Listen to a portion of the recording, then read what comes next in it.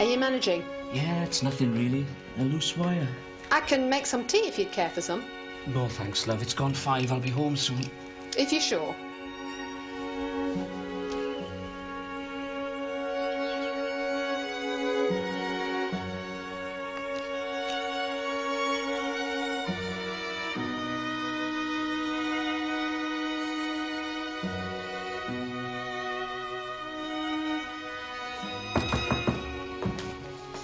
That'll do it, mate. You're a loose connection.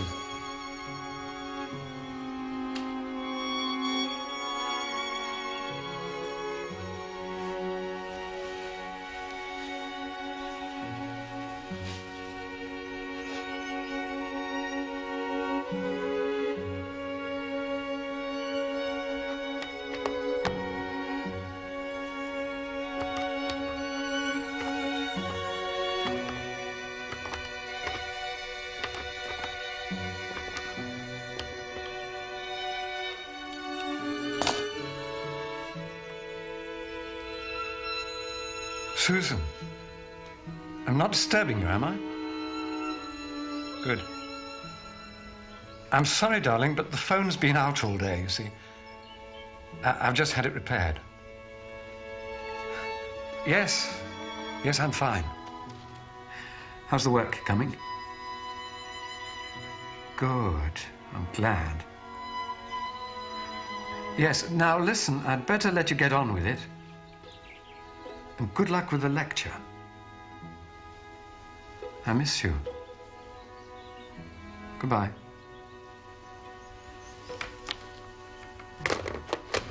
It's okay, then? Yes. My wife. She likes to know I'm all right. You can have your phone modified if, you find it difficult. Yes, I know.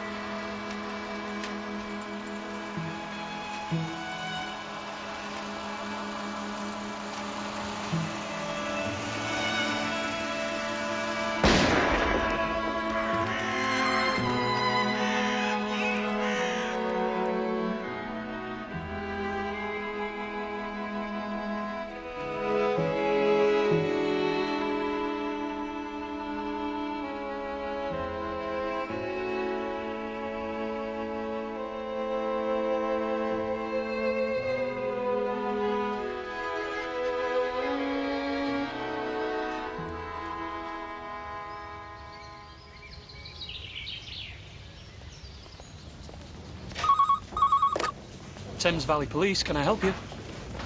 Hi, John. Can I have the address, please? Can you have a look at this roster for me, please, Sarge? In the morning, Ed. Sergeant Lewis. What now, man? I should have been out of here half an hour ago. It's a shooting, Sarge.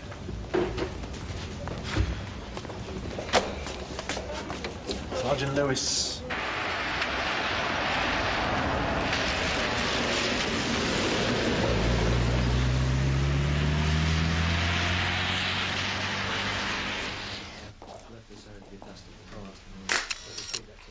Can we open the curtains, Sergeant? What, are you mad? My flasher's gone. Where's his spare, for God's sake? He's back at the station waiting for repair.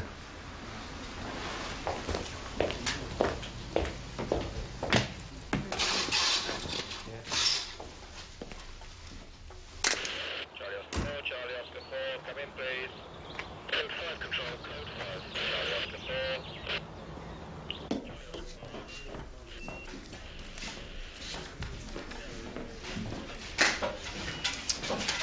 So, what have we got, Lewis?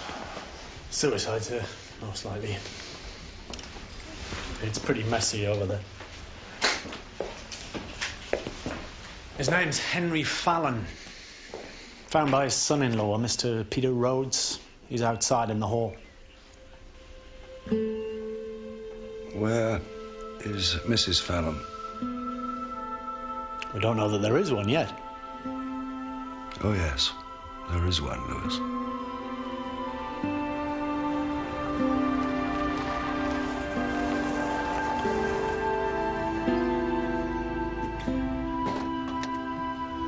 Can you tell us why you were here, sir? I had a 6 o'clock appointment. What was the appointment about? Well, it's difficult to be precise, Sergeant. It was business. My father-in-law helped me set up my antique shop, you see. Only when I arrived, I found him like that. You got here at 6 o'clock? Oh, yes. Henry was a stickler for punctuality. Do you have any idea where Mrs. Fallon is, sir? London. Well, she lives there. No, she lives here. She lectures occasionally at London University. She has a flat she uses. I'm afraid I don't know the number. The university, no. What about Mrs. Fallon's brother? Would he know? William? Yes, I'm sure he would. Why don't you go and ask him, Lewis? I can see to Mr. Rhodes. Right, sir. Take the London road, turn off for Watlington. It's called Byers Hall. You'll see it on the left, about a mile on. Could I have a word, sir?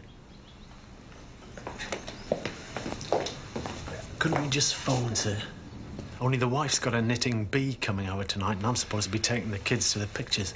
It's hellish inconvenient, I know, Sergeant, but since we are dealing with a violent death, I thought the personal touch would be more appropriate. Right, sir. Near Watlington. And if you can spare the time, see if you can get anything out of the pathologist. Yes, sir.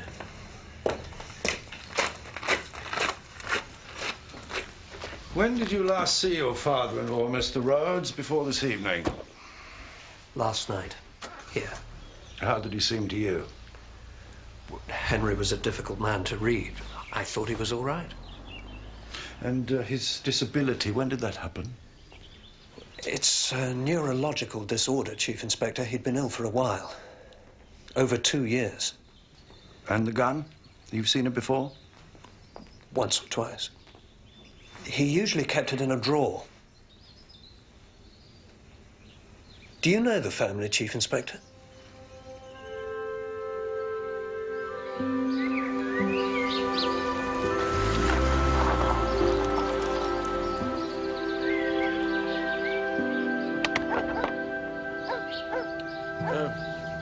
Detective Sergeant Lewis, Thames Valley Police. Is Mr. Bryce Morgan in, please?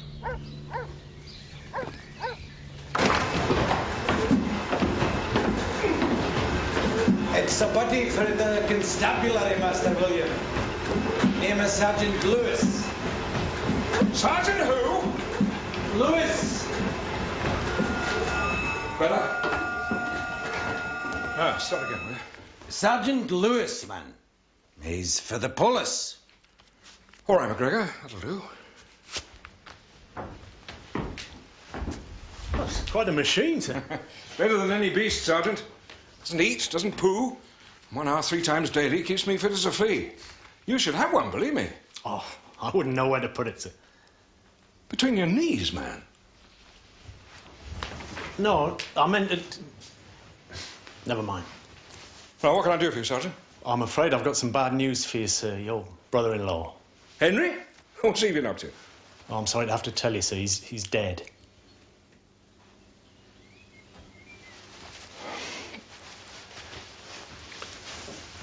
I see. Oh, we were expecting it, of course, but the medic said another year at least. I don't understand, sir. He wasn't a well man, Sergeant. But Mr. Fallon was found shot, sir. Shot? Was it an accident or what? I'm afraid it's too early to say what it was. But you've seen him, surely? I'm sorry, sir. He's killed himself, hasn't he? That's it, isn't it? Poor fellow. The thing is, sir, we haven't been able to contact Mrs. Fallon yet. No, Susie's in London, Sergeant. I must go there at once. I must fetch her home. Gregor? Gregor?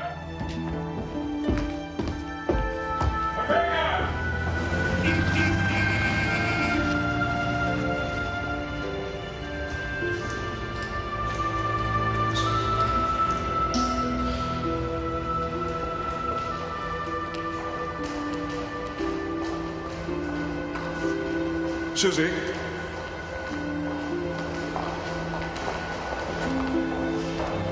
I didn't mean to disturb you, Susie. I fear I have some very rotten news.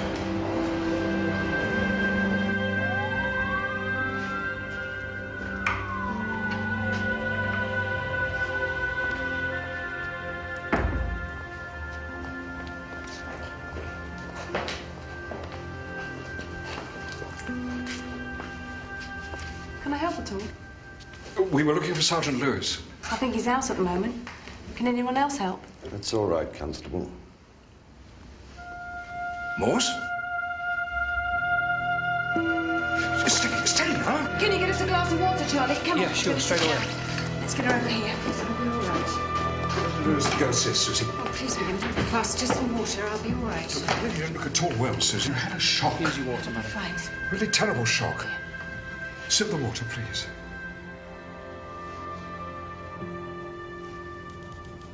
I'd like to know about Henry. Your son-in-law found him. Still has to be confirmed, but it seems he may have taken his own life. Did you have any reason to believe that he might... His illness would have left him completely helpless long before he died. I suppose we both knew he'd never let that happen. When did you last speak to Henry? He called me in London. It was just after 5. I'd spent the day at the flat working. Did he say anything that might suggest his intentions? He was very brief. I had the impression there was someone in the room with him. He just had the phone repaired. He didn't say anything much. Only that he was fine. I think you should go home now, Susan. Got it, sir. I've been dragging the poor bloke out of a dinner party. Then I've wasted both your evenings, Lewis, and for nothing, as it turned out. William Bryce Morgan just brought Mrs. Fallon in. Yeah, I just saw it.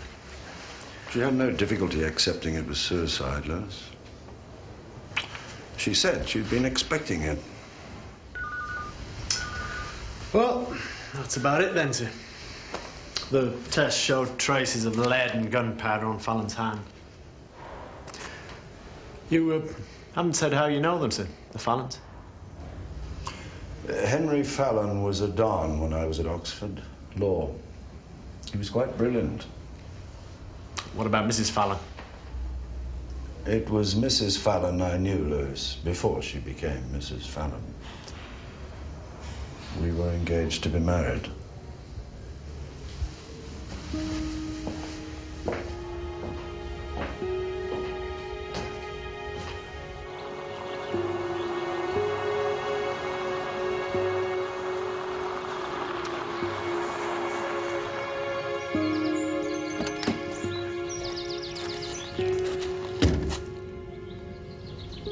Hello. Hello? You're all right?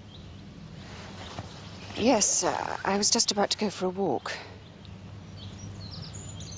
This isn't police business. I thought we might talk. Had you lived long in America? Since just after we were married, Henry was offered a professorship. What did you do? I took a crash course in American literature and ended up teaching it. When Henry's illness was diagnosed, we came home to England. He wanted the peace and quiet. That must have been a very difficult time for you.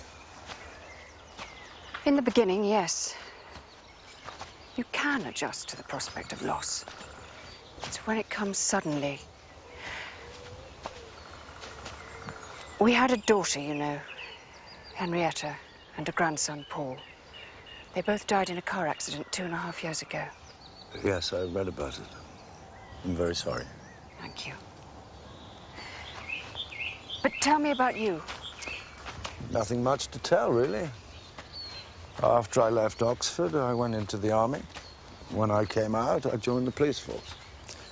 I've been there ever since. You never married? No, I never married. I shall never regret what I did. Henry was an exceptional man. If he hadn't been so... What I'm trying to say is... It wasn't an easy decision. Thank you. When Henry's things have been sorted out, I shall be going away from here. I think you should know that. It started out as a normal enough day, except that when I arrived, the phone wasn't working. Mr. Fallon asked me to report it, so I went to a public call box. In the afternoon, I went for the shopping at the usual time. I was gone about an hour.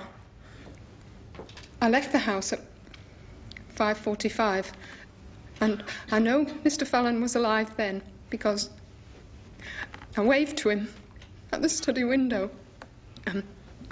I take a shortcut to the road at the back of the house, and I could see him. Thank you, Nurse Rogers.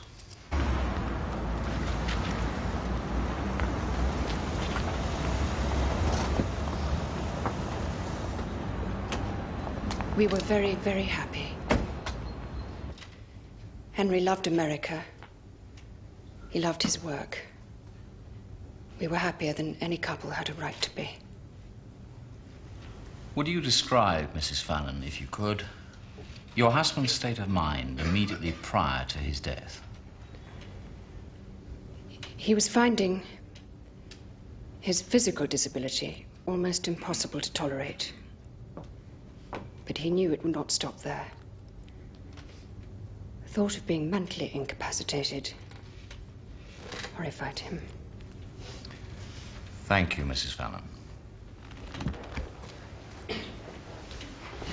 I'll see you outside. I would now like the pathologist in charge of the post-mortem examination to take the stand and present his findings.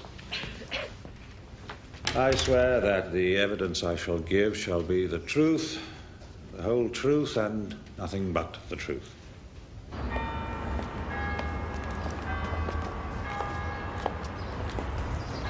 All over then?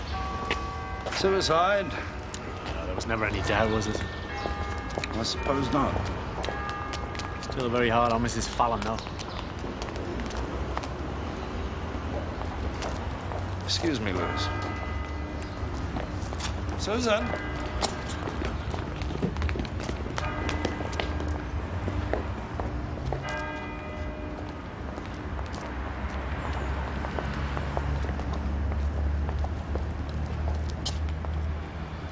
That must have been quite an ordeal for you. At least it's over with. How long will you be staying? A week or so. Henry wanted the college to have his books and papers. This, is hardly the right moment, I know, but since we've so little time, I thought perhaps we might see each other. Please, it would mean a great deal to me. I shall probably be very poor company. I doubt that. Can I call you then, in a day or two? If you like.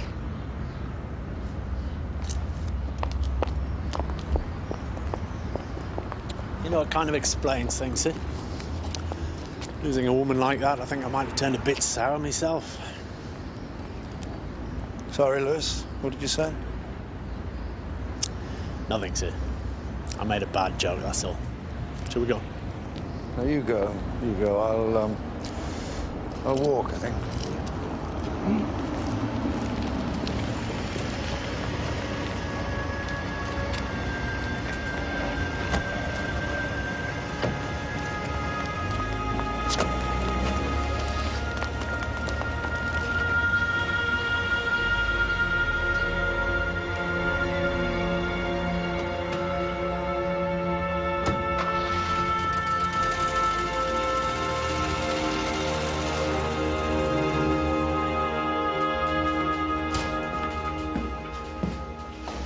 Not this evening, Lewis, surely. No, it's nothing pressing, sir.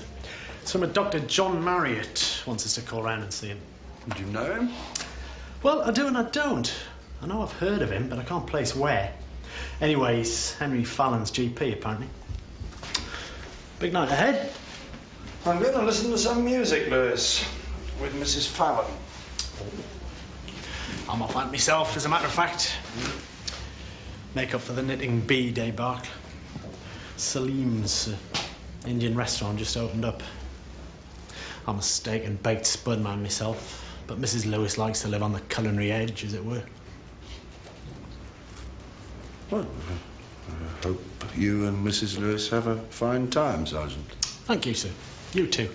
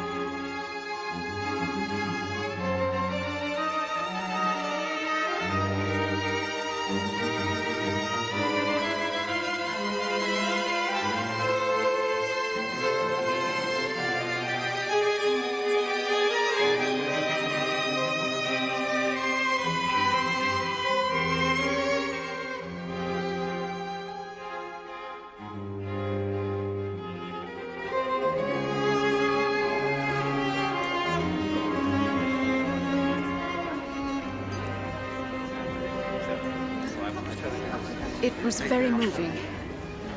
You sound surprised. Wasn't Schubert a favourite of yours? No, it's surprising finding I'm still receptive to it. I'm sorry, I'm being morbid. No. We need to mourn. Perhaps even feel guilty about having survived our loved ones. But you mustn't punish yourself, Susan. Life must go on. I think that's what I'm trying to say, yes. Henry's GP, Marriott? Yes? He's asked to see me. Have you any idea why? No, I haven't spoken to him since before Henry died. I thought he'd be at the inquest. More champagne, madam? No, thank you. No, I'm fine, thanks. You said you were going away. Can you tell me where? I'm not sure yet. There are worse places than Oxford. I've lost a great deal here. So have I. I'm sorry, that was unfair.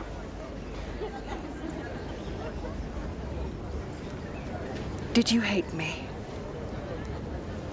when I left you? Hate you? My God, Susan.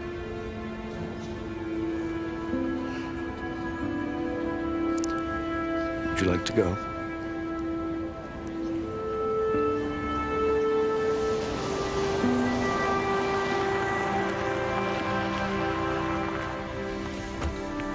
I knew I'd be poor company. I'm sorry.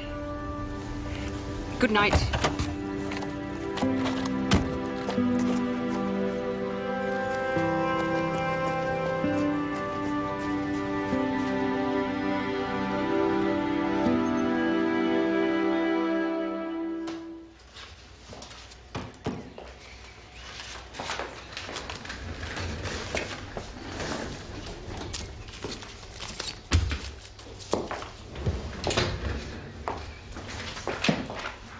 Is your husband likely to be much longer, Mrs. Marriott? He's with his last patient now, Chief Inspector. Certainly gives them plenty of time. My husband wages a one-man war against sickness, Sergeant. Could you fix Mr. Hall with an appointment for next week? Thanks, Helen. Chief Inspector Morse. Yes. Sorry to have kept you. Do you want to come through? Thanks.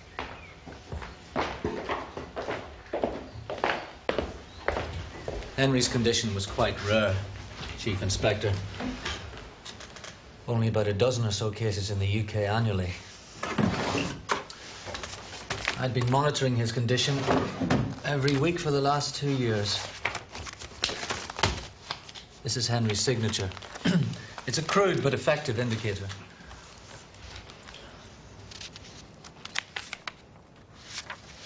You can see the degeneration is quite marked.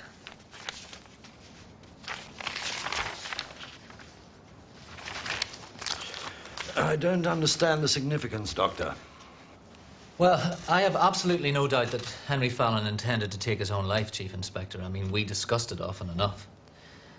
I also personally believe that it was his right. You may or may not know that I am a member of an organization which espouses... Dignity? What? Sorry, sir. Dignity's your organization. I've read about you in the local paper. Yeah, well, I make no secret of my views, although some people would say a doctor has no business in holding them. Go on. Well, it's when I heard how Henry died that I became curious. You see, Henry may have been able to hold a spoon to his mouth or turn the pages of a book, but it's almost certain that he couldn't have held a gun to his head and pulled the trigger. You sure about that? Well, as I say, I'm almost certain, yeah. Well, it's a pity you didn't come forward sooner, Doctor. At the inquest, for example. Yes, I'm sorry about that, but I was on holiday in Scotland.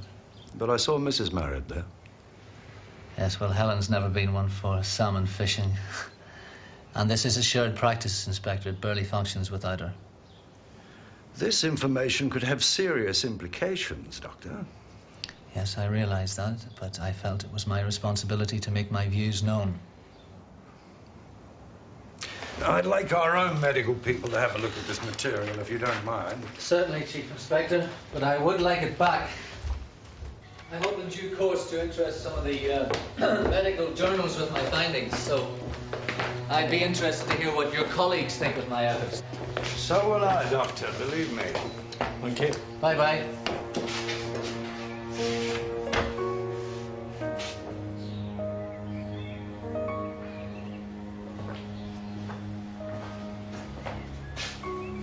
You're at the inquest. Why? I was curious.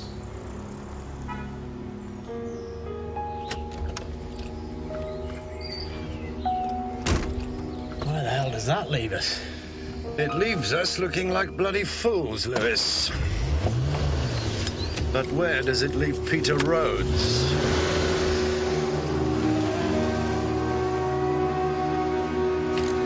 Oh, for heaven's sake, Morse. You said it was suicide. The coroner said it was suicide. And now some GP comes down from Ben Nevis waving a few sheets of A4 and everything's up in the air. Sir. I'm not saying we should turn a blind eye, but isn't it all a bit tenuous? What do our people think? Well, the pathologist had the material since last night. We're seeing him later today. We're not going to look good, Morse, are we? Not good at all. I'm lunching with the chief constable, for God's sake. If I ever get there, what am I supposed to tell him? That our suicide isn't a suicide after all, and we are now embarked on a full-blown murder investigation? It'll hardly be that. If it is murder, there's only one suspect. Who? Fallon's son-in-law, Peter Rhodes. Fallon's nurse saw him alive at 5:45, sir. Rhodes was there at 6. A random killer wouldn't have had time to fake a suicide. The gun was kept in a drawer, out of sight. Peter Rhodes knew that. It's difficult to see how anyone else could have done it, given the time. Well, I suppose that's something. A prime suspect before we're even sure a crime's been committed. You can tell that to the chief constable, sir. At last. Thank God for that. Well, you better have a go at it, Morse. And try and get it right this time, would you? Oh, and Morse. Take a closer look at that Marriott fella. We seem to be putting rather a lot of faith in him. Yes, sir. I'd never have thought of that.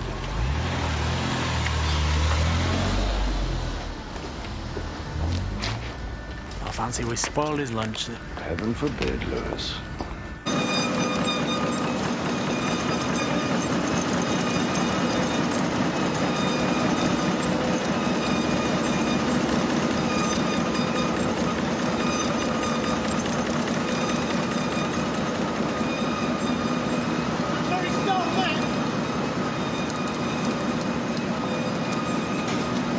Mr. Stone! Sergeant Lewis, Thames Valley Police, can I have a word? Why were you interested in Mrs. Marriott? I wasn't. Nah, she reckons she'd been a bit of a model or something. Thought it might have been a nice angle. The beauty and Dr. Death, you know. Dug around, came up with that lot. Yeah, so what's all this about then? Oh, we might have to call him as a witness in a trial that's coming up. We don't want any surprises. Phew, fat chance. No, he's clean, Sergeant. I was after the euthanasia thing.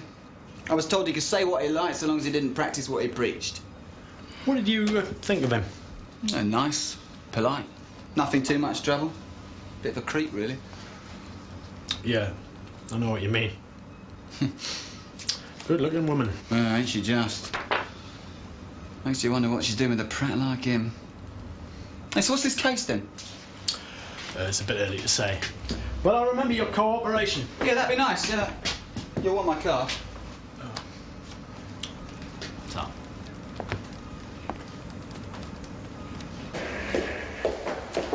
What did he say? He said if Marriott's records are correct, Fallon couldn't have killed himself. How about you? Well, try as I'm sure he did, the journalist couldn't lay a glove on Marriott. We've been conned, Lewis. I don't know, sir. What I can't figure out is why Rhodes called us. If he killed Fallon, why not just leave and let someone else find the body? Maybe he's cleverer than that. I'd like you to go round there tomorrow. Let him know we're interested. What are you going to do? I suppose I shall have to talk to Mrs. Fallon.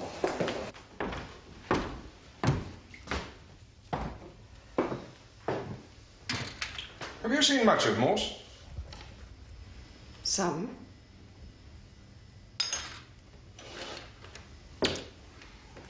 I always liked him, you know.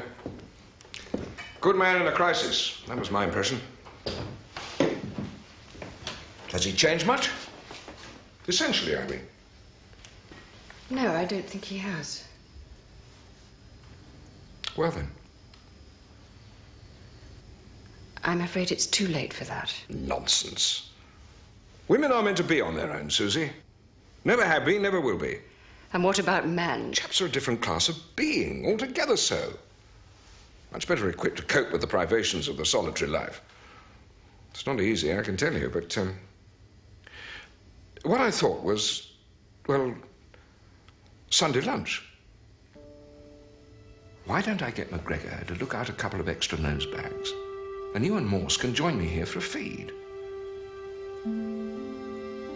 Perhaps. We'll see.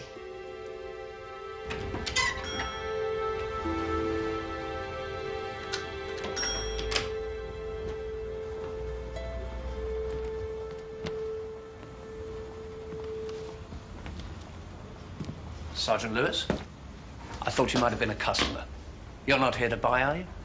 Not on my salary, sir. Not unless your antiques come in flat packs. They are a bit pricey, I'm afraid. It's the nature of the business. So, how can I help you, Sergeant? Oh, I've come about Mr. Fallon, actually. Henry? I thought that was settled. Loose ends, Mr. Rhodes.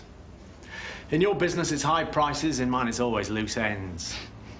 No, I was wondering if you could go over that day again for me. Maybe there's something you overlooked? I don't think so, if you wish. I was here when Henry phoned. He asked me over at 6. I went there. Well, you know the rest, Sergeant. You definitely didn't see anyone else at or near the house? No, no one. No. Well, thank you, Mr. Rhodes. I'll let you get on. Thank you, Sergeant. You said Mr. Fallon phoned you. What time was that, sir? Around 3. Thank you.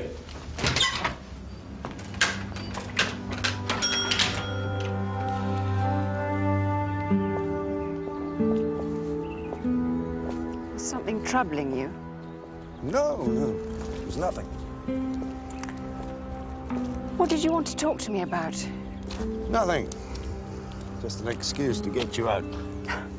Good. Tell me, did you see Dr. Marriott? What did he say? He just wanted to talk about Henry. Tell us about his illness. I think he was upset at having missed the inquest. He's a very serious young man. Very committed. Have you known him long? He was Henrietta's GP. They were great friends. He delivered Paul. When we came back to Oxford, it seemed natural for him to look after Henry. Losing Henrietta and Paul must have been a terrible blow. And for Peter Rhodes, too. His life was in ruins when we got back. He was an alcoholic. Henry paid for him to stay in a private clinic and helped him start his business. Saved his life, really. Was Henry a partner in the business? Well, I'm not sure what arrangement they had. I preferred to stay out of money matters and leave them to Henry. Why should that interest you? Curiosity becomes something of a habit with policemen. Rogers.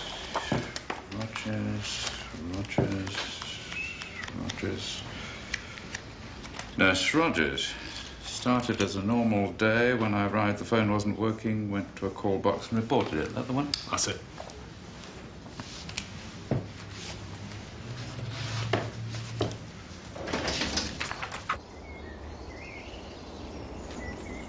Won't you get into hot water for this? You're supposed to be working. I'm a detective. Detectives think, mainly. Today, I choose to do my thinking lying down.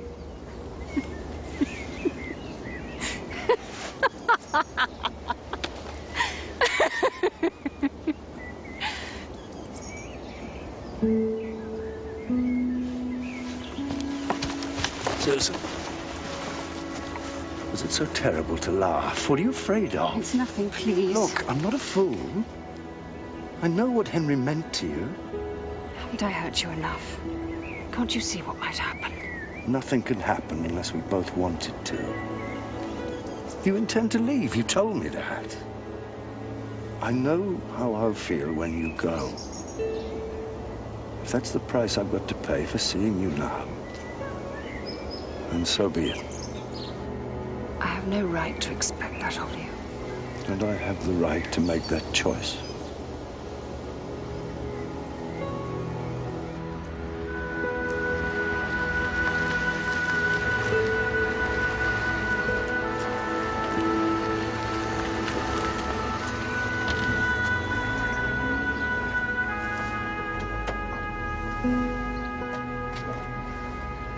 What are you doing?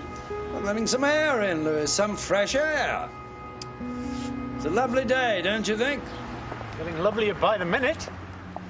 He's been lying, sir. Rhodes. Mrs. Fallon told you her husband called just after 5 to test the line. Yes. And the nurse says the phone was out of order when she arrived in the morning. Rhodes is claiming that Fallon called him at 3 o'clock to ask him over. But how could he, sir? We know Fallon couldn't have left the house to make a call. And if there was no call, what was Rhodes doing there?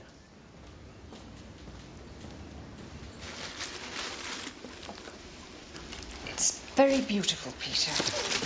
When I saw it, I thought it might cheer you up a little. It has done. Thank you. I'll put it here, shall I? How have you been managing? Oh, all right. Susan, you know, if there's anything I can do, anything you need... Can I get you something? Tea, coffee? No, really. I only came to make sure you were all right. I'll have a drink if you don't mind. The police called round to see me. What did they want? They seemed to think there was some things to be cleared up about Henry. It was all very cryptic. They've not spoken to you, then? No. You seem worried by it. No, I'm not worried. I just found it odd. I'm sure it's nothing. Some oversight. Yes, that's probably it.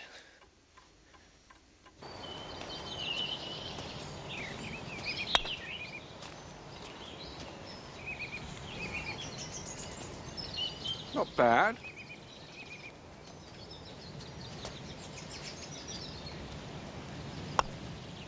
You win again. Of course I did. Croquet's a game of the bonds, Susie. Cerebral, if you will. Today, you seem to be lacking in concentration.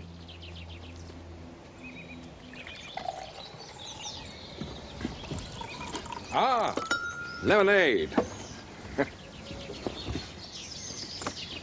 Pips.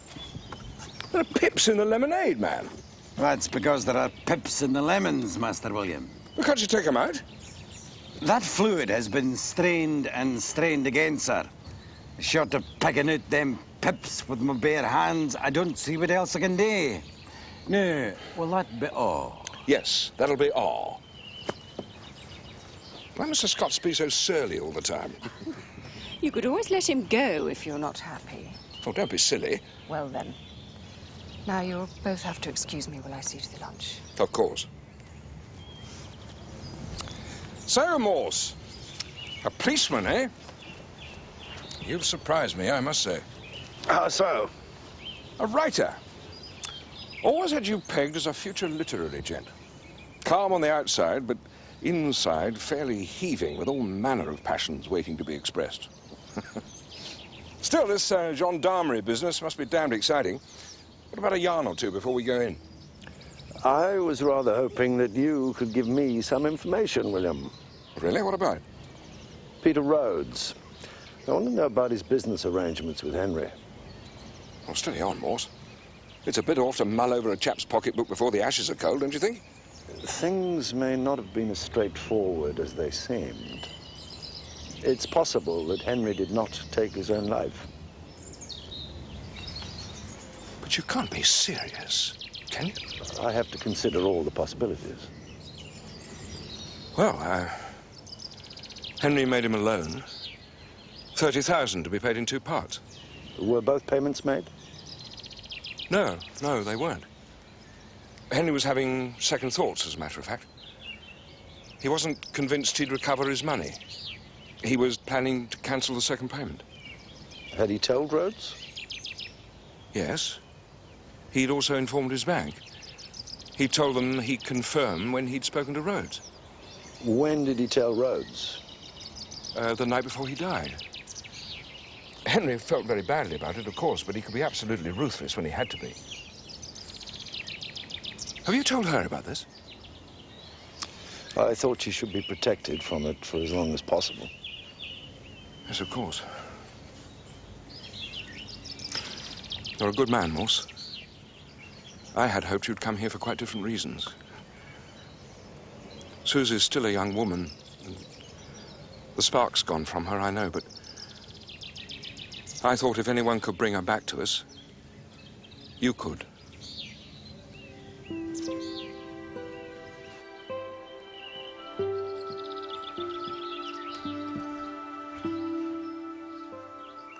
Young Morse. I've seen worse.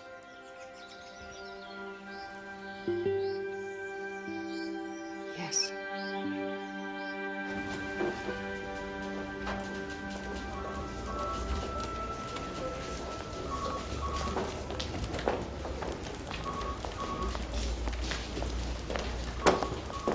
Mr. Rhodes. Sergeant Lewis, I was beginning to think you'd forgotten about me. Oh, no, sir. This way, please. We'd like to see you in the interview room.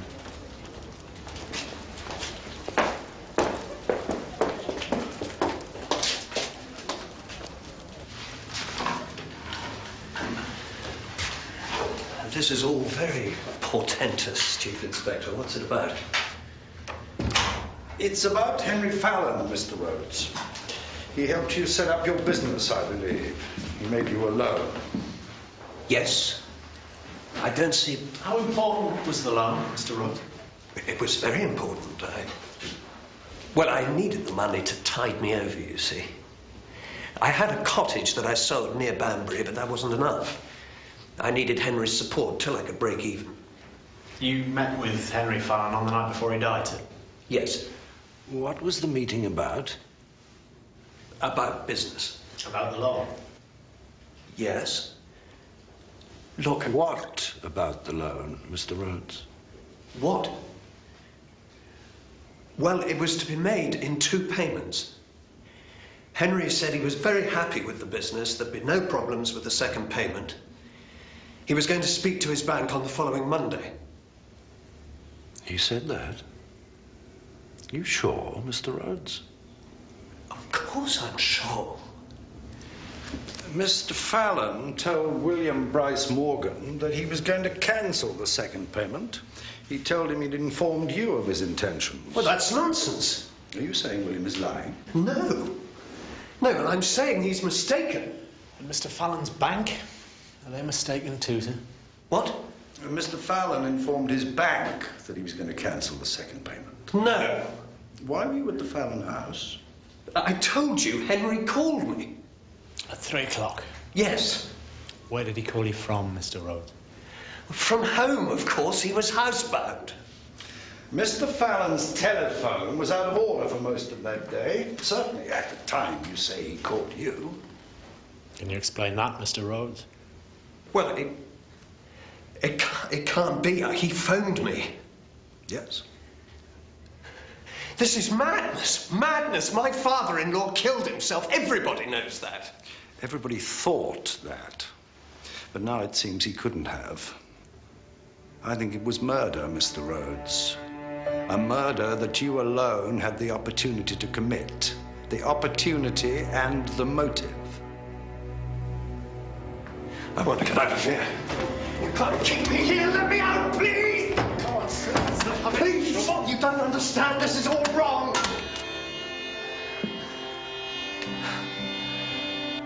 Mr. Rhodes, this interview is being recorded. My name is Detective Chief Inspector Morse.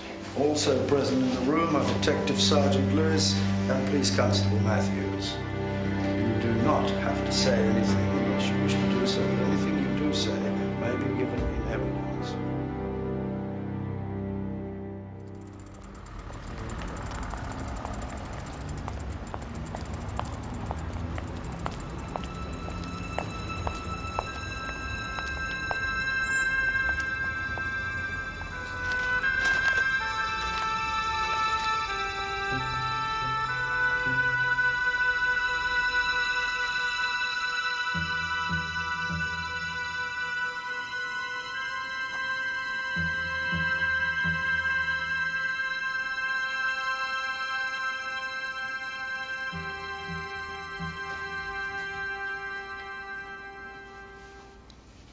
Great.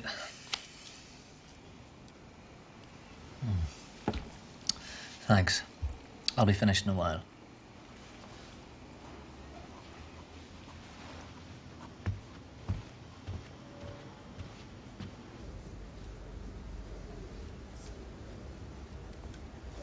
I'm very grateful to you for coming, Susan. I'm not sure what good I can do, Peter. You can tell them that it's not true. Peter. You must know that I couldn't harm Henry. You must. I owed everything to him. My health, the business. The police know that, Peter. Then why should I kill him? I don't know. They say you lied about the phone call and about the loan. But it's the truth, Susan. Peter, I tried to call home myself, and I couldn't get through. You have to help me. You have to get me out of here. They'll believe you. You're his wife. They'll listen to you. Please, there's nothing I can do. Surely you believe me? Please. The interview is over, Mr. Rhodes. Susan? I'm sorry. Susan, I'm innocent, for God's sake! He shot himself. The man was a bloody cripple. Why should he want to live? Susan! Take it easy, sir. allow me to be an innocent man. I didn't kill him. Why should I kill him? He helped me. I'm innocent, do you understand? Do you understand? Gotta get started. We got those house calls sorted out, Helen. Not too bad. Not to mention it, is that it? Pretend it isn't happening. I gave the police the facts, Helen. I didn't know where it was going to lead. You won't be too unhappy if the facts put Peter in jail. No, not if he's guilty, and the police think that he is.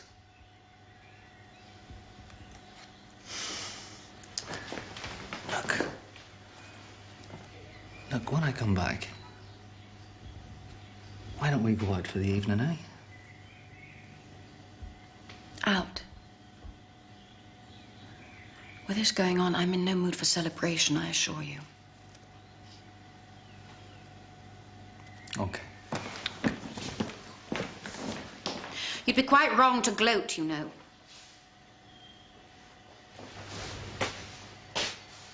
I don't know what you mean, Helen. Why do you suppose I've remained here all this time? To shuffle medical files. It was to be near him. And if they take him away, they take away my reason for staying. Do you understand that?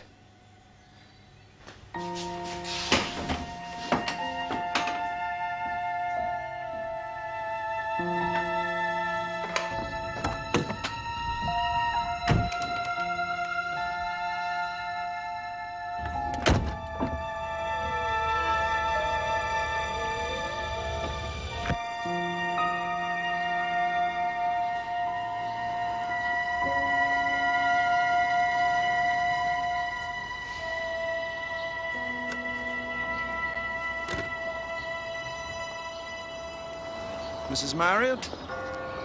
Sorry if I kept you waiting. No, thank you for coming.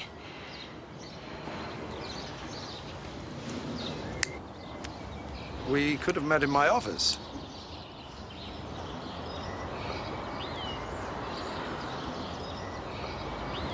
I'm sorry. That's all right. I'm used to people staring. Childhood accident. Remember the 5th of November, you know. As to our venue, this is less public. Anyway, I like it here. I visit the church while my husband ministers to the sick.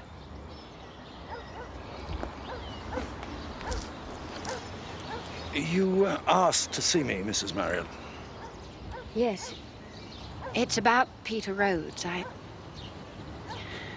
just can't believe he killed Henry Fallon, Chief Inspector. No? You know Mr. Rhodes well? His wife was John's patient. We all became friends. And because you're friends, you think he's innocent. Is that it? Yes.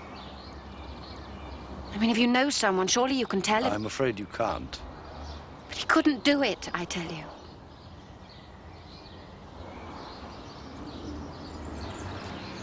If you want to help Peter Rhodes, I'm going to need something more substantial than a character reference. Is there something more? Mrs. Marriott? No. No, there's nothing, Chief Inspector. And that was it? She didn't say anything else? I don't think there was anything else. Can you be sure there isn't? Well, she would have said, wouldn't she? Or Rhodes would have. Well, then why come forward? She wanted to get him off, Lewis. Yeah, but if someone you loved had been charged with murder, would you want to believe it?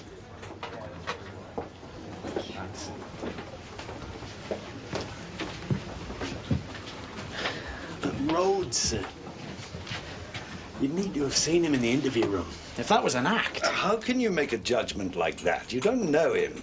Well, neither do you, but you've got him in bed with Mrs. Marriott. But I have evidence. I saw them at the inquest, and today she asked me to let him go. Well, forgive me, sir, but isn't that evidence what you'd call circumstantial? What about Mrs. Fallon? What does she think of him? I don't think she liked him much. I seldom met. Well, there must be someone we can talk to that knows him.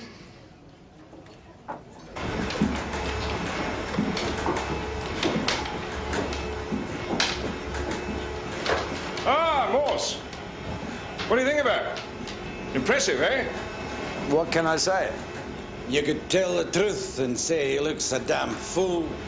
10 miles at the counter, and I haven't left the room. Care to try her? I don't think so. Oh. Duty call, is it? I always thought Rhodes was a bit of a bad hat. I'd never understand what a girl would see in him. Henrietta, especially. She lived here while she was at Oxford, by the way. I grew very fond of her. When did she meet Rhodes? Difficult to be precise. Suffice it to say, she stayed on in Oxford after graduation and married him soon after that. Do you know if he was faithful to her? You've been busy, Morse. No, the fellow had great difficulty keeping his pants on, quite frankly. Almost from the off, there were stories about his philandering. One affair, well, it looked set to wreck the marriage. Do you know who the woman was, sir? No idea. As it happened, Henrietta and the child were killed before things came to a head. Now, there's a mystery for you, Morse. 3 a.m. on the road from Banbury, nobody knew why. Well, they had a cottage in Banbury, didn't they? But at that time in the a.m., Sergeant, and with the child? Well, what did Rhodes think? He didn't know what to think. He was at home in Oxford. He'd had a skinful. Woke up to find himself a widower. I have to admit it affected him rather badly. Took to the source in a major way. Is that all, Morse? Yes, thank you. And if you'll excuse me, I must go. Meeting Susie at the solicitor's. Goodbye. Why didn't Rhodes know what his wife and child were doing out, Lewis? Maybe they'd had a row or something. Do you think Mrs. Marriott was the woman, sir? Do you? Good chance, I suppose. But adultery's a long way from murder, surely. We've shown motive and opportunity, Lewis. And we've no other suspect. Oh, we haven't looked for one, have we? With good reason. The timescale doesn't allow for one. What if someone else got into the house? How? Well, the nurse said she used a shortcut, didn't she, at the back of the house? If she used one, someone else could have. Well, it's all very straightforward, Mrs. Fallon. There are two beneficiaries. Your husband's estate amounted to £175,000, gross, that is, of which your brother William is to receive £50,000, while the remainder is to go to an organization known as Dignity, so that it might continue to campaign for the individual's right to a dignified death. But that can't be. Well, it's outrageous. He wouldn't have left her penniless. There's no mistake, Mr. Bryce Morgan, I assure you. Well, then you shall have the 50,000, Susie. She shall damn well have that. Now, where do I sign? Come on. Please, William, if it's what Henry wanted. Thank you. Susie? It's just not on, is it, Lewis? The distance is too great. Someone going to the house this way would have passed the nurse, making her way down. And if we assume he managed that, the chances are that Rhodes would have seen him making his way back. No. No, he wouldn't. The curtains were drawn. I had to open them myself. You did what? At the scene of a crime? No, hang on a minute, will you, sir? The curtains were open when the nurse left. They had to be. She said she waved to Fallon at the window. Why would Rhodes have closed them? He didn't try to get away, and even if he had done, nobody could have seen him. What if someone else was in the house?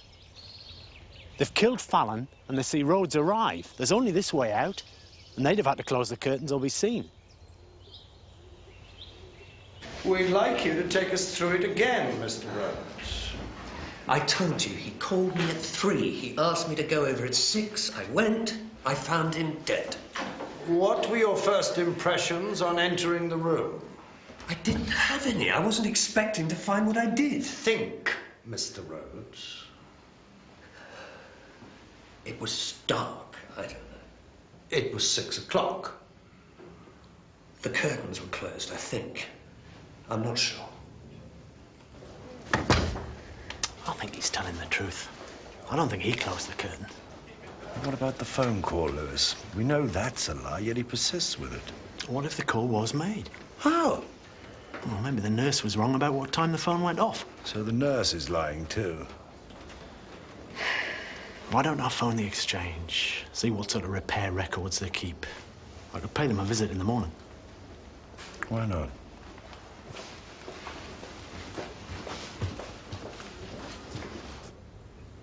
Tomorrow morning, Mr. Rhodes, my sergeant is going to be checking with the telephone exchange.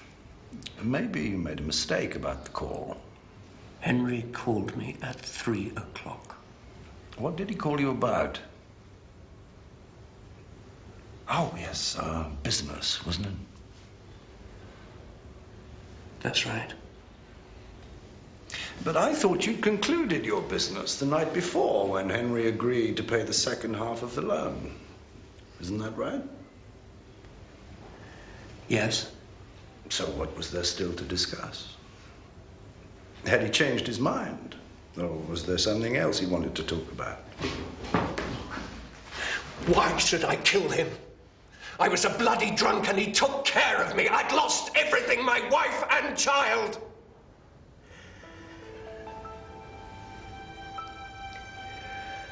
Something else you couldn't understand, I gather. What? Why they were out at that time of night. I didn't know then and I don't know now. It was just another road accident. I want you to get me a road accident report. June 1989, 2 fatalities, Henrietta and Paul Rhodes.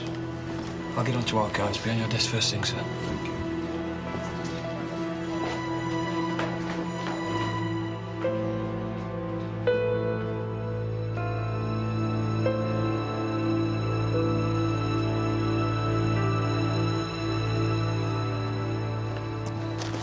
Dr. Marriott. Mr. Stone. I hear your organisation's just coming to a bundle, Doctor. Could you say anything about that? Not my organisation, Mr. Stone. We're just a group of individuals who share a common belief. But this dosh, Doctor, you'll use it to spread your ideas. Couldn't you use it to help the sick? Shouldn't you be saving a life, Doctor? When I can, yeah. Oh, well, you can. That's good. I like it. Can I quote you on that, Doctor? It's either that or I make something up, only I doubt I can match your subtlety.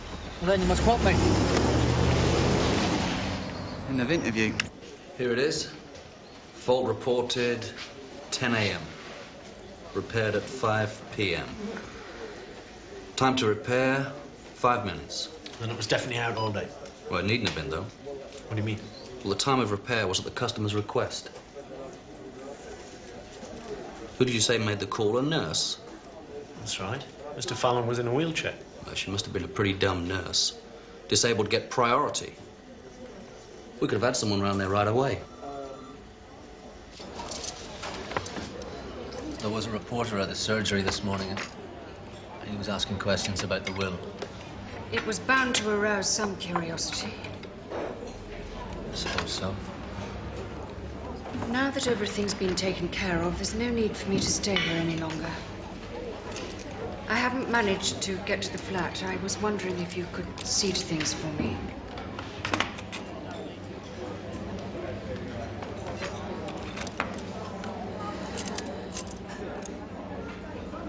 Susan. I shall leave tomorrow, I think.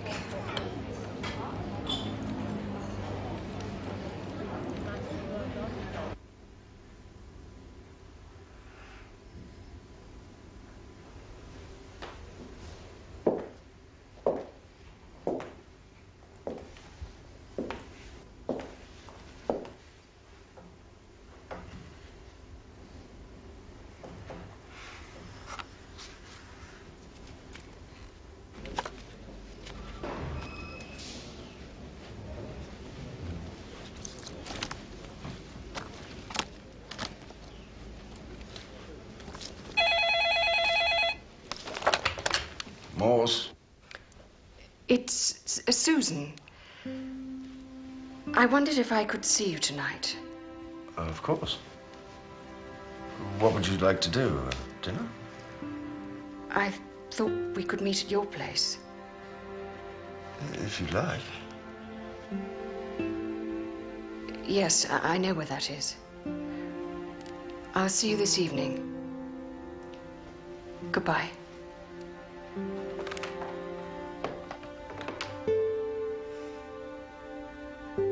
Well, it was Mr. Fallon's request, Sergeant, not mine. I was for having it repaired at once. I mean, there was Mrs. Fallon in London to be considered. She used to call 2 and 3 times a day when she was away to make sure everything was all right. I said I could call her when I went out for the shopping, but he said no. She'd be working and wasn't to be disturbed. All I could think was they'd had a row or something. A row? Oh, I'm not saying they had, Sergeant, no. I just thought it odd. But as it turned out, I was worrying for nothing. How come? It was improper of me, I know, but I did call her, as a matter of fact. She wasn't even at home. It was her answering machine that came on. You get so embarrassed talking to those things, don't you think? Yes, yes, you do. Well, thank you. Are you sure you won't have some tea? No, no thanks. I'm just on my way home. Thanks for your help.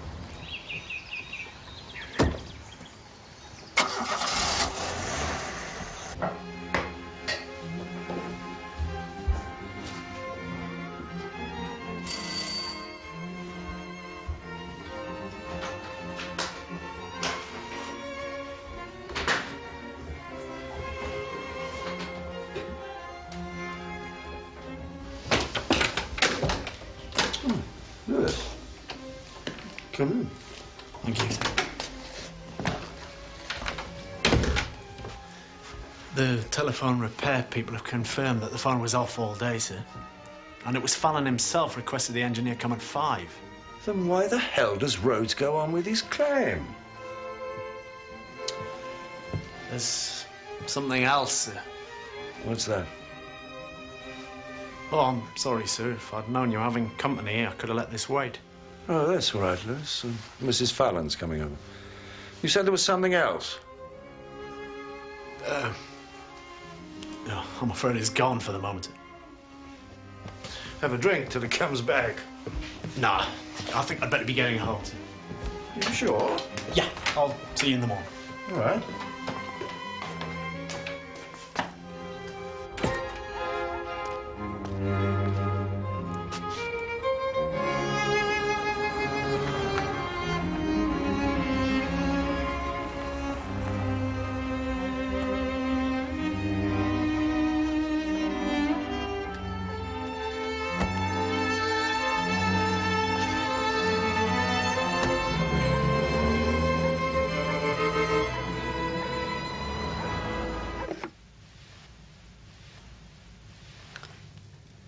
I like the flat. Thank you. I've heard it said that every house is a precise commentary on its owner. Do you think that's true? Well, it's an interesting theory, I suppose. I've never thought about it. I can't imagine what this place has to say about me. Oh, a sturdy self-sufficiency, a certain contentment. Well, then I'd have to say the theory is somewhat suspect. You're probably right. Well, no, might be something in it. Anyway, I'm glad you like it. I'm not sure you'll be able to say the same about the food. I still think we should have gone out. It's not too late. I can call... No, I wanted us to meet here. My house... Well, it's not appropriate at all, you see. It's too full of other memories. I must sound awful saying these things, I know, but it's been so long and I'm so horribly out of touch. I feel like some silly schoolgirl.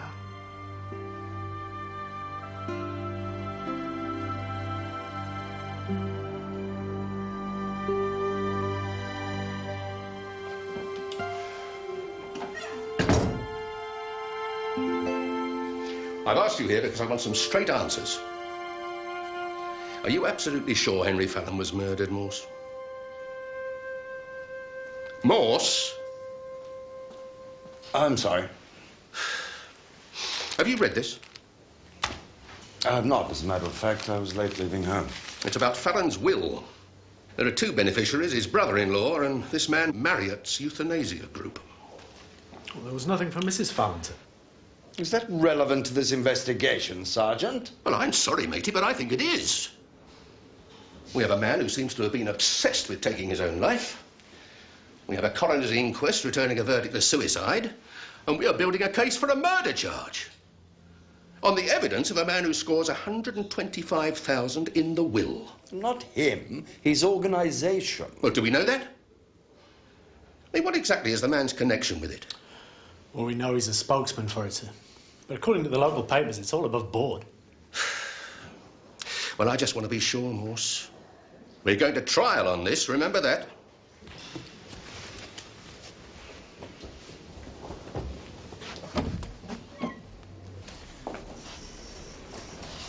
What the hell is wrong with the man? He said, sir, he just wants to be sure. Well, that's what we all want, isn't it? Matey?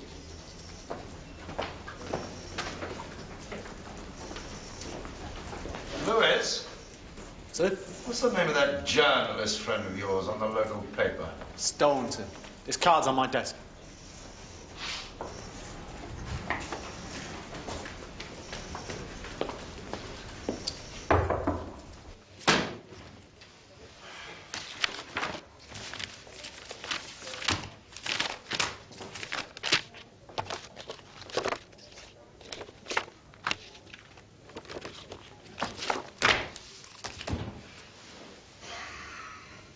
Am I to take it you think Rhodes is innocent, Sergeant? I think there's a good chance, sir. And that what, Mrs. Fallon killed her husband? No, she couldn't have, sir. He called her just after 5. She couldn't have made it from London to Oxford in time to kill him. Well, why this request, then? They're supposed to be such a devoted couple, sir. But that doesn't stand up, does it? He cut her out of his will. On the day he died, he refused to have the phone repaired early, when the chances were she'd be trying to contact him. Well, I'm bound to say they're hardly the actions of a loving husband. Well, maybe he had good reason, sir.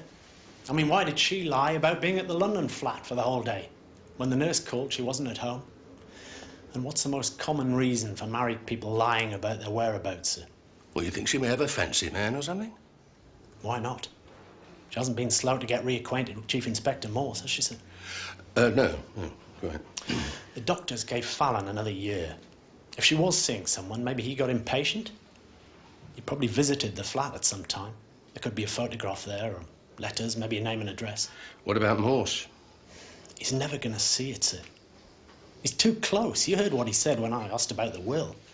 Well, he'll have to know eventually. Only if I'm right, sir. You're due for a day's leave, aren't you, Sergeant?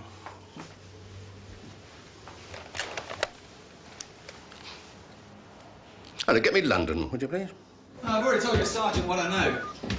I need to establish Marriott's exact relationship with the euthanasia group. He's a spokesman. Does he benefit personally from the bequest? Well, put it this way. I wouldn't go checking the flights to Marbella. No, we're dealing with a man of principle. Yeah, but let me know if there's anything I missed.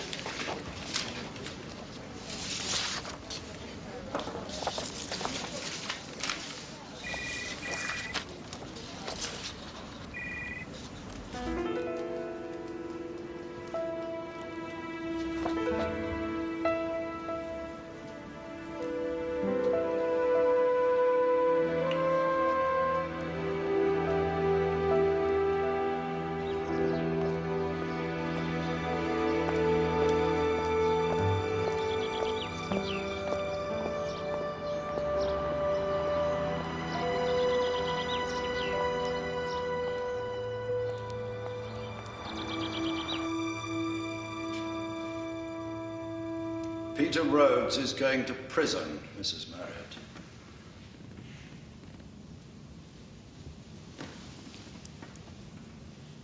I've told you, Chief Inspector.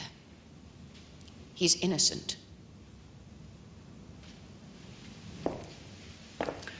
You must think us very stupid, Mrs. Marriott. What do you mean? You love Peter Rhodes, don't you? Yes. And you expect us to believe you have it in your power to clear him, but you choose not to. What kind of a woman would that make you, Mrs. Marriott? A selfish one, Chief Inspector. Do you think I don't know that? But apparently, self-knowledge isn't the first step to becoming a better person. Because while I want to help Peter, God knows I do, I haven't quite got the guts. For what? What are you afraid of?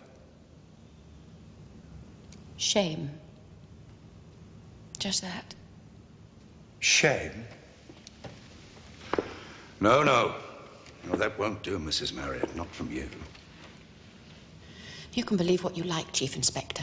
I believe Peter Rhodes is guilty. No.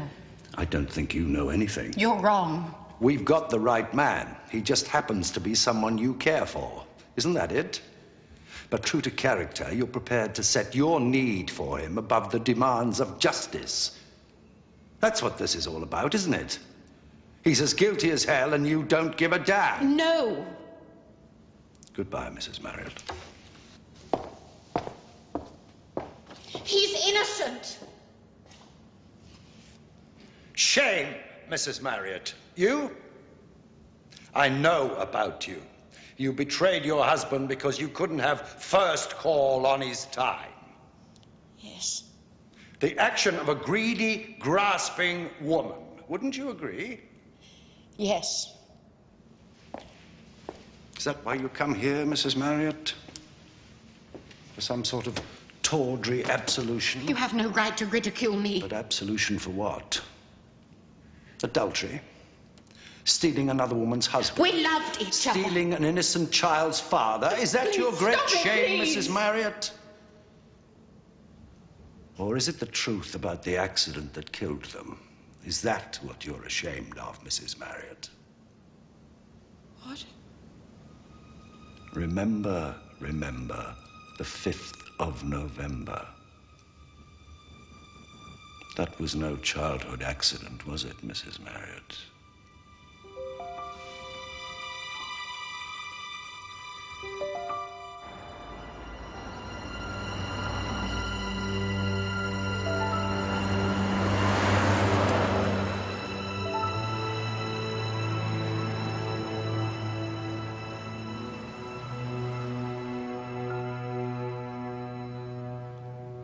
Peter loved me. He said he'd leave his wife and child for me. He kept putting it off. One night we were at his cottage. We'd both been drinking. Pete had had rather a lot. He'd passed out.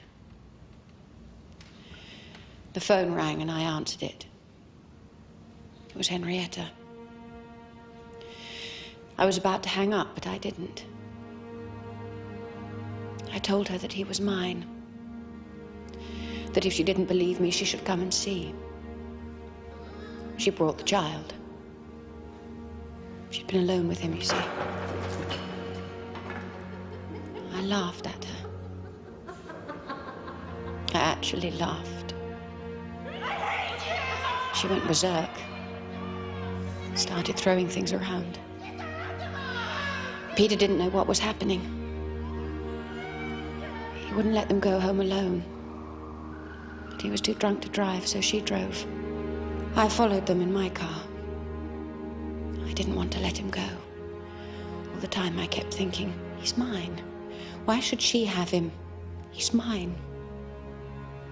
They were driving too fast. He wanted her to stop to talk about it. He tried to force her. The car started to swerve. Something happened.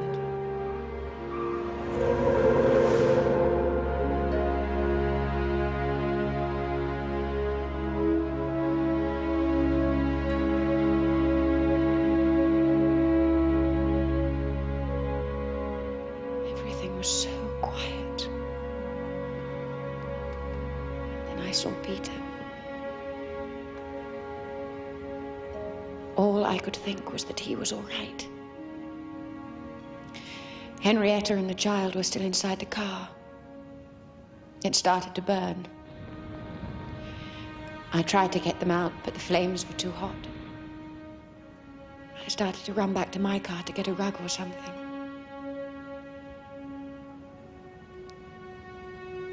There was an explosion. Peter started screaming. Over and over and over.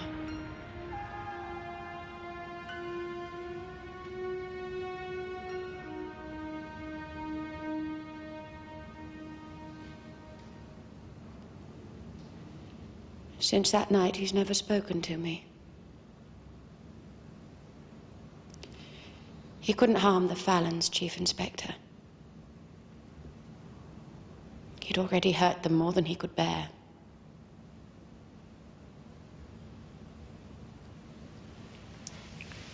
Who else knew about the accident, Mrs. Marriott? My husband. How? I had to explain these to him.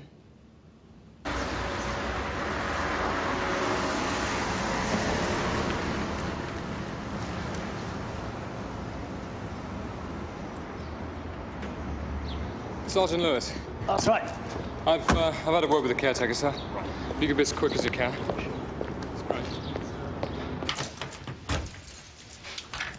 Wait here, will you? Yes, sir. I won't be long, mate.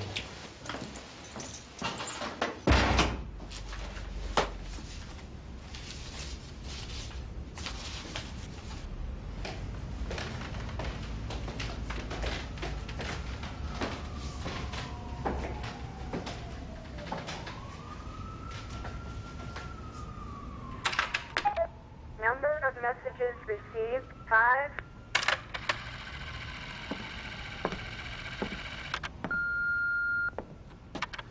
John Carver, Mrs. Fallon. I'm afraid I'll miss the lecture tonight, but I've left my essay in your pigeonhole. All right? This is Nurse Rogers, Mrs. Fallon. It's in case you're trying to call home. Only the phone's out of order, you see. I'm calling from town. Just to let you know everything's all right. Susan, I'm not disturbing you, am I? Good. I'm sorry, darling, but the phone's been out all day, you see. I've just had it repaired. Yes. Yes, I'm fine. How's the work coming? Good. I'm glad. Yes, now listen, I'd better let you get on with it. Good luck with the lecture. I miss you. Goodbye.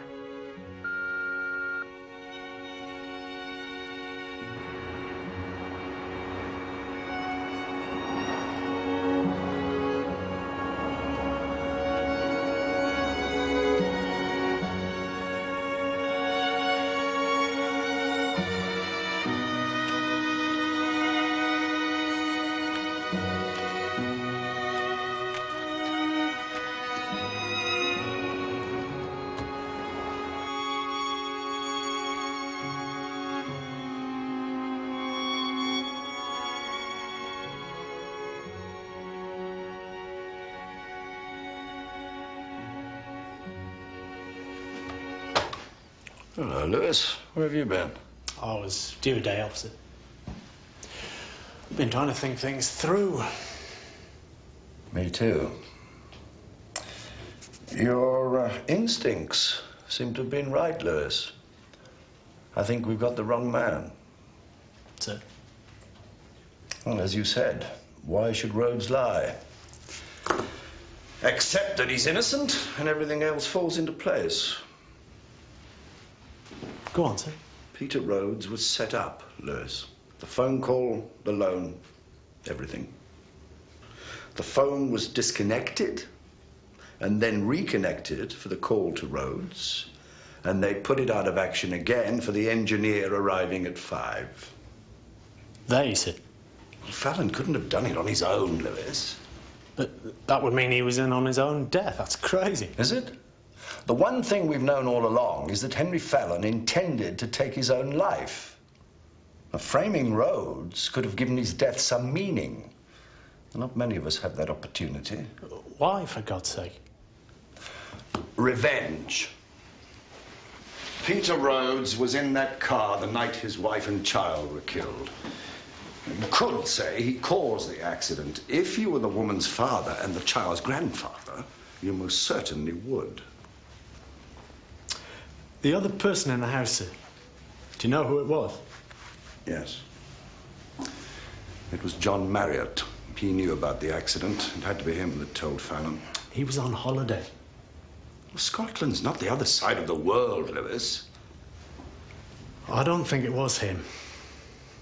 I can believe he told Fallon about the accident, despite Rhodes. Who else is there?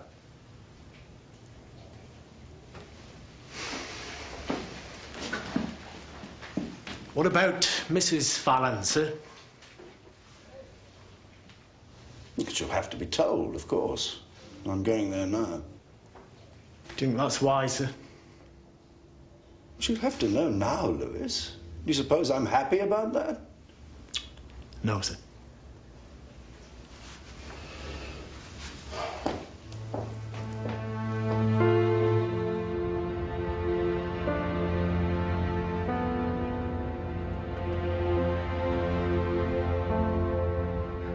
Yes. Yes, I'm fine. How's the work coming? Good. I'm glad. Yes, now listen, I'd better let you get on with it. Good luck with the lecture. I miss you. Goodbye.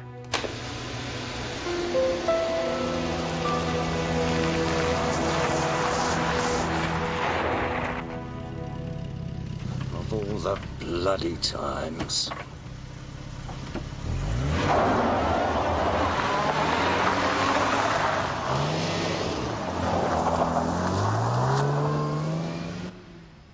I haven't brought you anything. We never thought you would. What? Henry was a very perceptive man, John.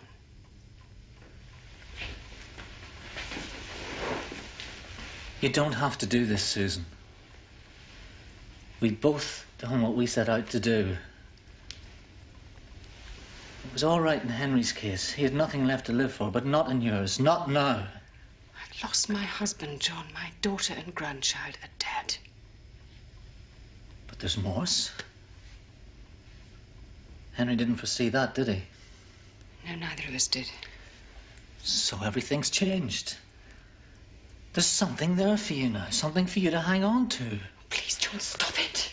Oh, Susan, you don't have to go through with this. There was nothing for you before, but now you've got a chance of some happiness, for God's sake.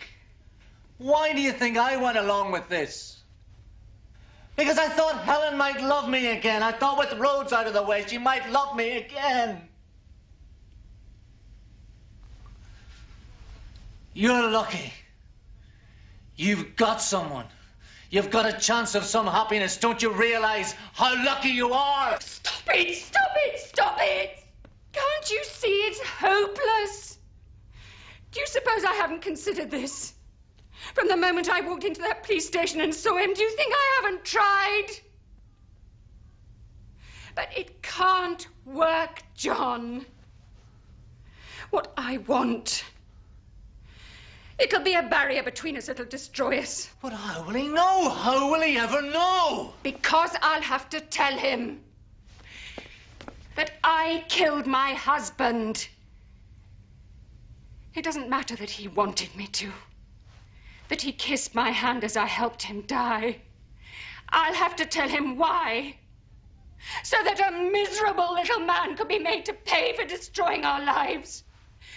For taking our child and our grandchild from us. How can he love me when he knows that?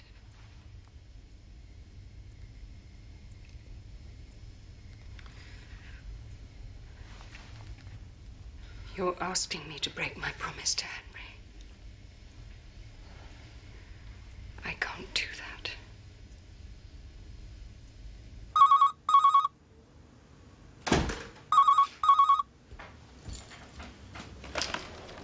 Hello. Hello? Who the hell is this?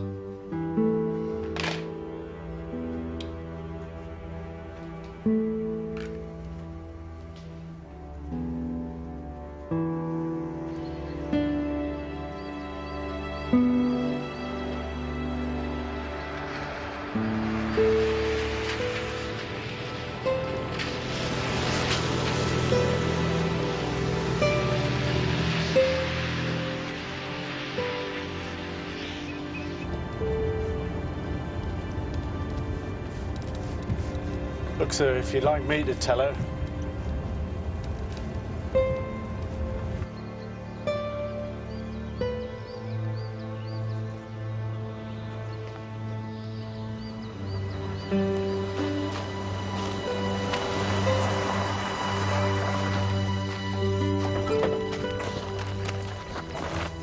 What is it?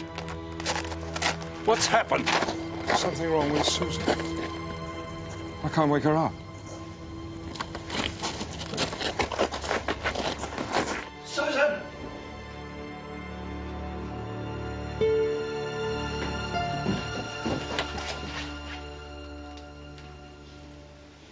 No. Please, God, no. Susan.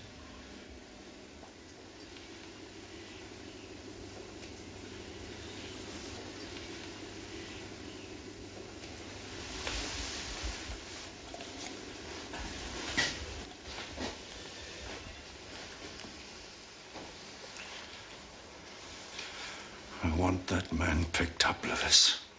I want it done now. So you're not thinking... For God's sake, Lewis, please!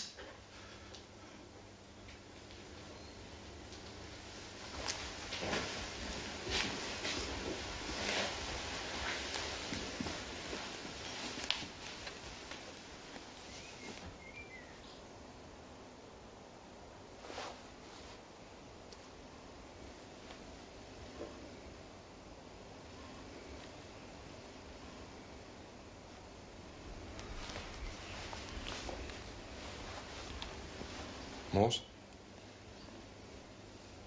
Is Susie dead?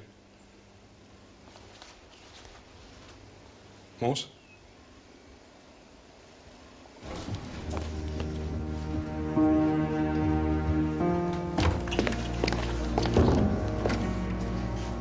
What the hell's going on? You better get down the interview room, sir.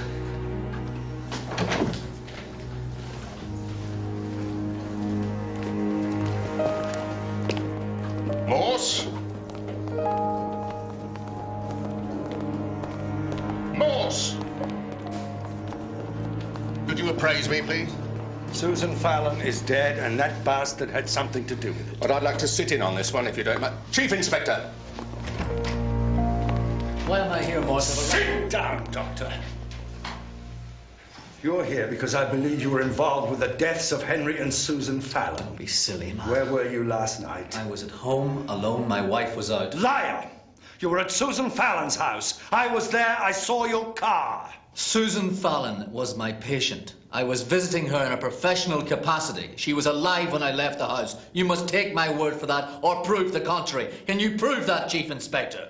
You, that'll do, Morse. Henry Fallon wasn't murdered, was he, Doctor?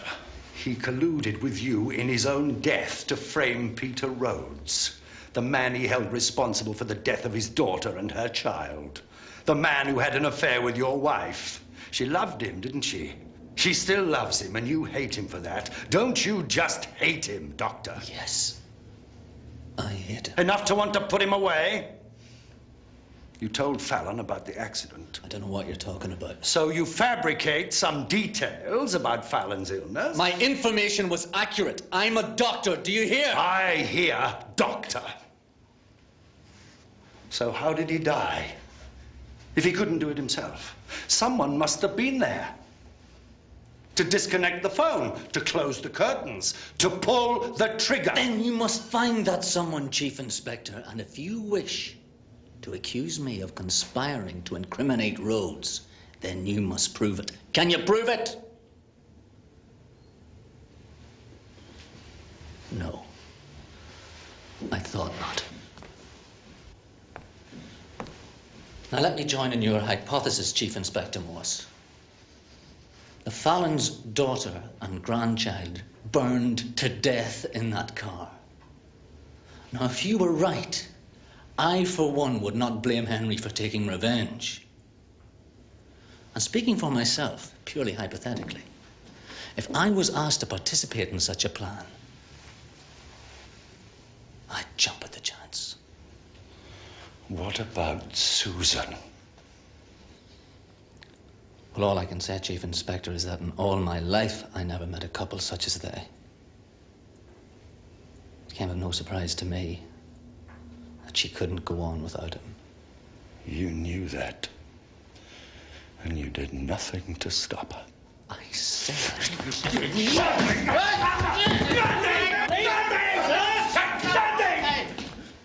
You could have stopped her! You're a bloody doctor! How can I have stopped her, Morse? If she couldn't live for you, why would she listen to me?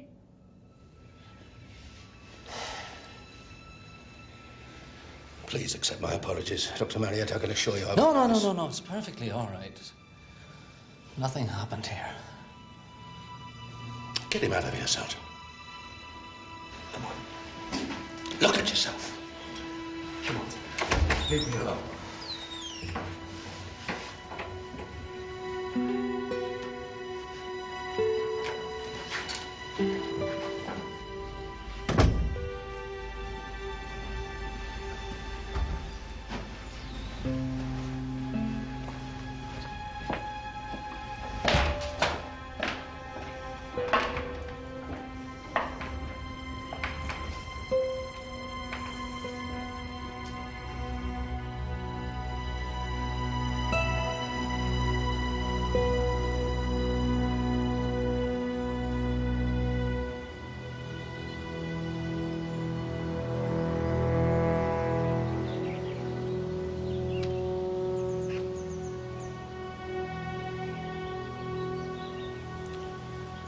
Morning, sir.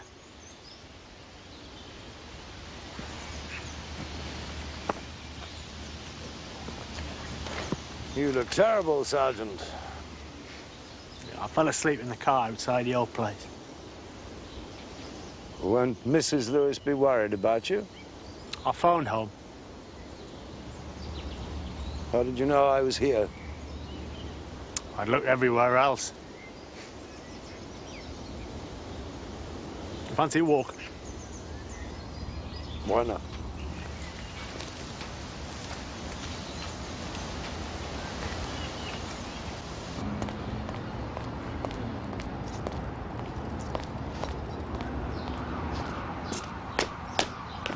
I'm really sorry about Mrs. Fallon. Thank you, Lewis.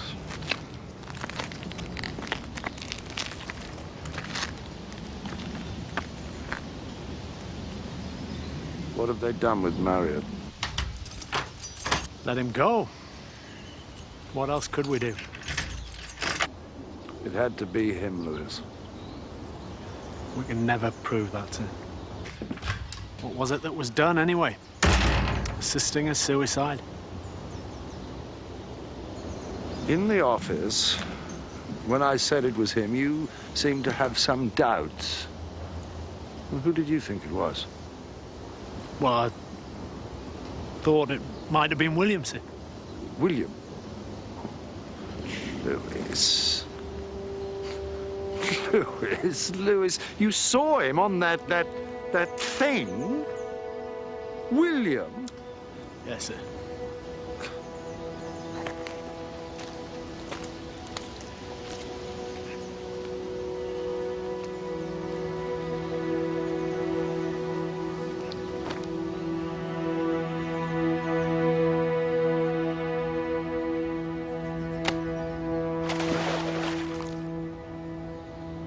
Lewis? Sir? You feel like breakfast? Will you be paying? I don't seem to have any money. I'm sorry. So it's down to me then. Let's just say it's one I owe you. Yeah. Let's just say that.